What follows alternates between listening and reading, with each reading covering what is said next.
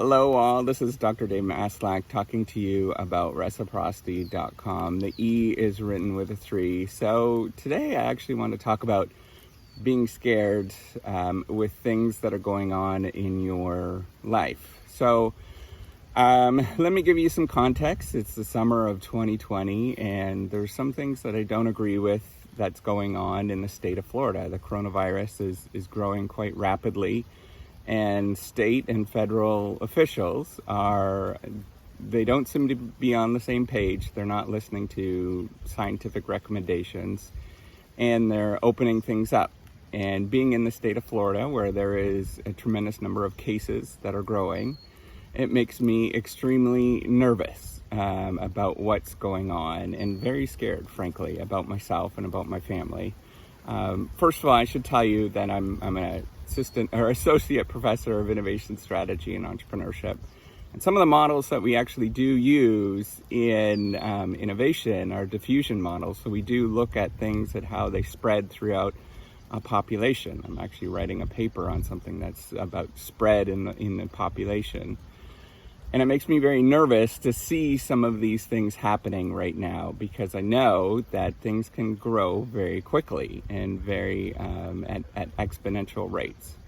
So I'm scared, not in the sense that this is a big catastrophe. It is. There's lots of people that are going to get hurt, all that kind of stuff. It's going to be an economic disaster based on, even just if you look at people that get it, and they have to stay out from the working world for 3 or 4 weeks, that has economic consequences compared to what's going on right now. And there's some really easy fixes to sort of prevent this stuff from happening that are not being recommended at this current moment. So wearing masks, for example, hand washing when you go indoors, when you come outside of the doors, wearing gloves, things like that are actually quite easy fixes that we can model after how people sort of contain disease and spread of harmful things in operating rooms. All you have to do is look to see what people are doing in operating rooms in terms of making sure that the room is sterile, and then we will reduce a tremendous amount of disease that's happening because of this. But I'm more scared, and this is where I wanted to go to. I'm not, that's a big macro issue that I can't have an impact on. I'm scared about not being able to speak up and voice my thoughts in this. Whenever I try to do this, I feel like I'm censoring myself. And I know where that's coming from history, from a long time ago. When I was a kid, I felt like I couldn't speak up. I felt like other people were going to say something about that. And when I did, I didn't come across as caring, I guess. I came across as more emotional. As a kid, that's what you do, right? You come across as emotional, and I perceived myself that way. And so it's kind of a tricky thing for me to get across and sort of speak these concerns. What I'm doing right now, you can even probably hear the emotional tone in my voice. But what I want to recommend when you feel scared like this is to practice of working through it as much as you possibly can. Keep working through dealing with this. This is why I wanted to talk about this on video.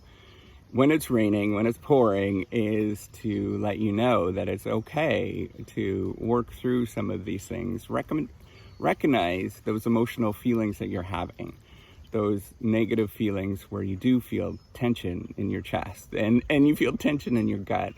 And talk openly about that, right? So in terms of me, I'm actually censoring the stuff that I put on Facebook, for example, or on here, because I don't feel okay with posting some of that stuff, and that's fine. That's using judgment in good thinking. But I want you to practice of being critical, not only with yourself, with what you're doing, but also try to relate to what other people are feeling, and then try to connect with how they're actually feeling with these responses that's going on right now. So that's all I want to say, is that I'm truly nervous about what's going on, and I want to communicate my concern for other people in the United States, and I'll try to do that. But at the same time, I have to work through my own feelings and how to actually communicate these things in a proper way without being an emotional sort of wreck, right? So thank you for following along, and I don't know what to say at this moment in terms of how to deal with this stuff. It's just I throw up my hands and hopefully wish for the best. The only thing that we could do at this moment is to look after your own family. That's what's happening at this moment, is that we have to really be concerned about our own family and try to make decisions that are good for our family, but not only your family, but your grandparents as well. So that's all I want to say. Take care and have a wonderful day.